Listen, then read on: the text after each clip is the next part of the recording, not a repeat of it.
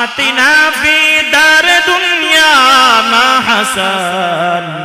آتنا في دار عقبانا حسن يا غياث المستغيثين اهدنا لافتخار بالعلوم والغنى আল্লামা কুরতুবী রাহমাতুল্লাহি আলাইহি বলেন আল্লাহ পাক রব্বুল আলামিন বান্দার গুনাহ maaf করেন এর দ্বারা উদ্দেশ্য হলো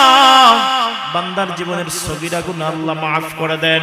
কবিরা গুনাহ মাফির জন্য শর্ত হলো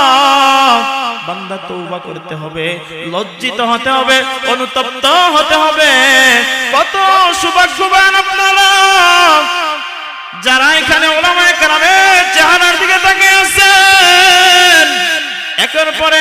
এক উলামায়ে কেরামগণ আলোচনা করতেছেন আল্লাহু আকবার আমার আগে যিনি আলোচনা করেছেন মাওলানা রফিকুল ইসলাম সিদ্দিকী সাহেব সম্পূর্ণ আলোচনা আমি শুনেছি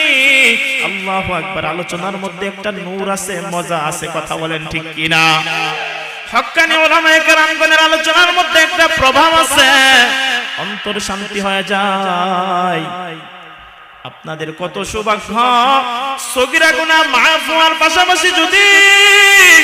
শেষ পর্যন্ত যদি থাকতে পারেন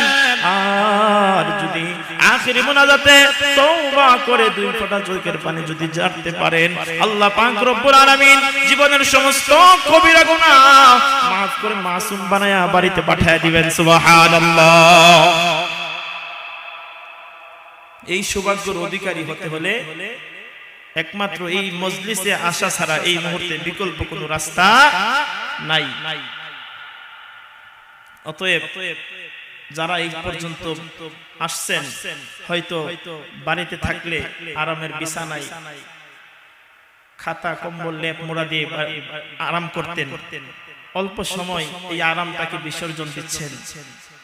উদ্দেশ্য একটাই আল্লাহর রাজি খুশি উলামায়ে কেরামগণ বাহির থেকে আসবেন ওনারা মেহমান এই যে আপনারা এই সময়টুকু দিচ্ছেন একটু আরামকে আরামের বিছানা আরামের ঘুমকে বিসর্জন দিয়েছেন দোয়া করি আল্লাহ তাআলা আপনাদের এই আরামের বিছানা আরামের ঘুমকে বিসর্জন দেওয়াটাকে যেন আল্লাহ তাআলা জান্নাতের মধ্যে আরামদায়ক বিছানা লাভের কারণ হিসাবে কবুল করেন সকলে পড়ি আল্লাহুম্মা আমিন বড় দামি এক সময় আমরা অতিবাহিত করছি শাবানের শেষ লগ্ন আবার প্রায় নিকটবর্তী রমাদানুল কারীম অনেক দামি একটা সময় যদিও